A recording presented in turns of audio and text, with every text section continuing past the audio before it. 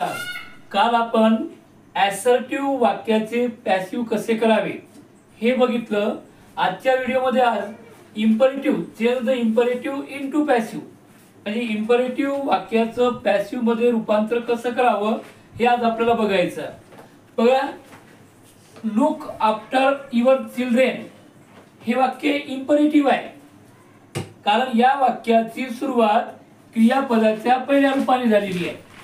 ज्या वाक्याची सुरुवात क्रियापदाच्या पहिल्या रूपाने होत असते त्या वाक्याला इम्परेटिव्ह सेंटेन्स असं म्हणतात.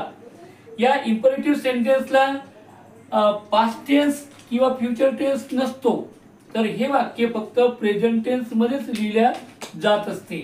कधीही या वाक्याची सुरुवात V1 ने होत असते. V1 plus object.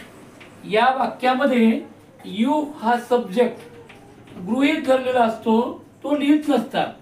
आता बघा, लुक आफ्टर युअर चिल्ड्रेन या वाक्याला आपल्याला पॅसिव्ह मध्ये रूपांतर करायचं आहे. हे वाक्य ऍक्टिव्ह आहे. हे वाक्य ऍक्टिव्ह आहे. आता इम्परेटिव्ह इनटू पॅसिव्ह करताना प्रथम पीव्ही ची सुरुवात आपल्याला लेटने करावी लागेल.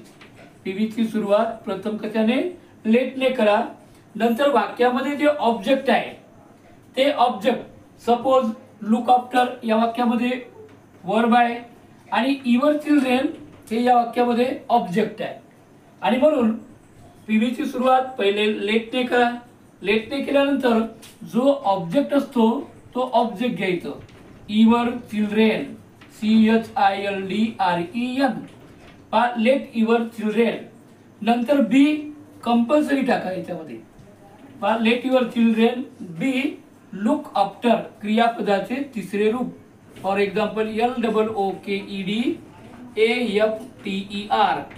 हे झालं आपलं इम्परेटिव्ह इनटू पॅसिव्ह. बघा, late your children B look after हे इम्परेटिव्ह इनटू पॅसिव्ह झालं. आता फॉर एक्झाम्पल दुसरं वाक्य हे प्लीज न सुरुवात झालेली आहे. समजा एखाद्या व्यक्तीला विनंती करायची असेल तर आपल्याला काय करावं लागेल? इम्परेटिव्ह वाक्याच्या सुरुवातीला प्लीज घ्यावा लागेल. Please take it as a prasad. या वाक्यामध्ये टेक हे वर्ब आहे, इट हे ऑब्जेक्ट आहे आणि ॲज अ प्रसाद हे इतर शब्द आहेत. या प्रकारे आपल्याला काय करावं लागेल? वाक्याचा विग्रह करावा लागेल. आता फॉर एक्झाम्पल ऍक्टिव्हचे पॅसिव्ह करताना जर प्लीज आला असेल तर हे वाक्यातून काढून टाकत असतात, आणि म्हणून या वाक्याचं पीव्ही करताना प्रथम काय? लेटने वाक्याची सुरुवात करा.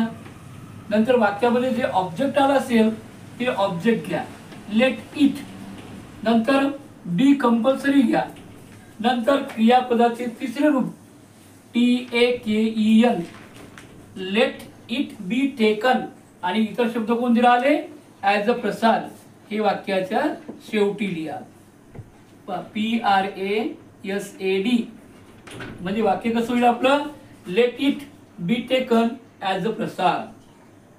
नंबर तिसरं वाक्य बघा, डोंट स्टार्व द काऊ. म्हणजे गायींना उपाशी मारू नका. आता हे वाक्य निगेटिव्ह आहे. इम्परेटिव्ह वाक्याचं जर निगेटिव्ह करायचं असेल तर आपल्याला वाक्याच्या सुरुवातीला काय लावावं लागेल? डोंट लावावं लागेल. आणि म्हणून या डोंट असलेल्या वाक्याचं पॅसिवाइज करताना डोंट टू डूचे रूप काढून टाकतात आणि नॉट हे बी नंतर लावत असतात. तर या वाक्यामध्ये बघा, सुरुवातीला आपण लेट घ्या. लेट. नंतर या वाक्यामध्ये ऑब्जेक्ट कोणता आहे? द काऊ. म्हणून लेट द काऊ. नंतर बी नॉट.